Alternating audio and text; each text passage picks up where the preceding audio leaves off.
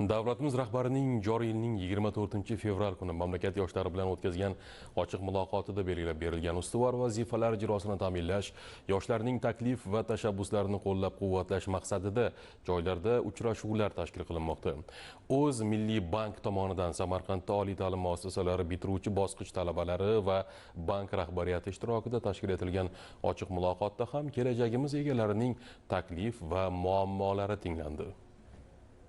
Chindan ham yoshlar yangi O'zbekiston taraqqiyotining hal qiluvchi kuchi sifatida e'tirof etilmoqda. Yoshlar kuni munosabati bilan tashkil etilgan uchrashuvda O'z Milliy bank rahbariyati Samarqanddagi oliy ta'lim muassasalarining talaba yoshlari bilan ochiq va samimiy muloqot o'tkazdi. Uchrashuvda tadbirkorlik qilish istagida bo'lgan faol, tashabbuskor va iqtidorli bitiruvchilardan 31 ta murojaat kelib tushdi.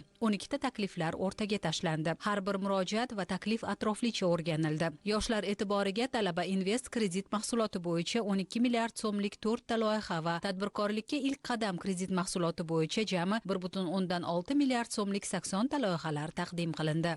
Samarqand iqtisodiyot va servis institutining bank ishi yo'nalishini 4-kurs bosqich talabasiman. O'zimni tumanimda katta bir o'quv markazi tashkil qilish.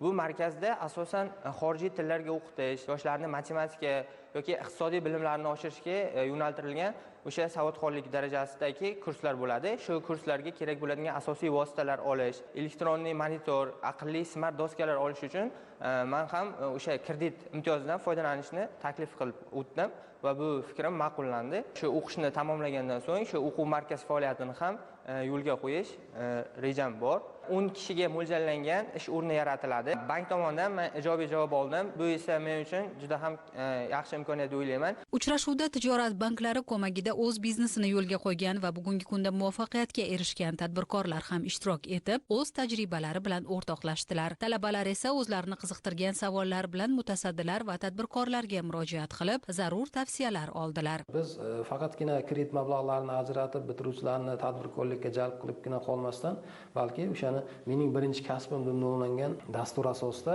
bitiruvchilarni kasbiy amaliyotlarini moliyalashtiramiz va bitiruvchi amaliyotdan o'tash davrida shu korxonada ishga qoladigan bo'lsa, 3 oydan 6 oygacha bo'lgan muddatda bazaviy hisoblash miqdorining 5 baravarigacha bo'lgan stipendiyalarni ajratishimizni rejalashtirganmiz. Kunning ikkinchi yarmida ishtirokchilar Samarqand shahrida yangidan tashkil etilgan Yoshlar kreativ parkida joylashgan Kelajakka qadam markaziga tashrif buyurib, bu yerda amalga oshirilayotgan ishlar bilan yaqindan tanishishdi. Albatta, bunday uchrashuvlar yoshlarning muammolarini aniqlash va ularni bartaraf etish, shuningdek, ularning tadbirkorlik faoliyatini boshlashiga ko'maklashishda muhim ahamiyat kasb etadi. Eng muhimi, yoshlar o'zlarini tinglaydigan tizim borligini his etmoqda.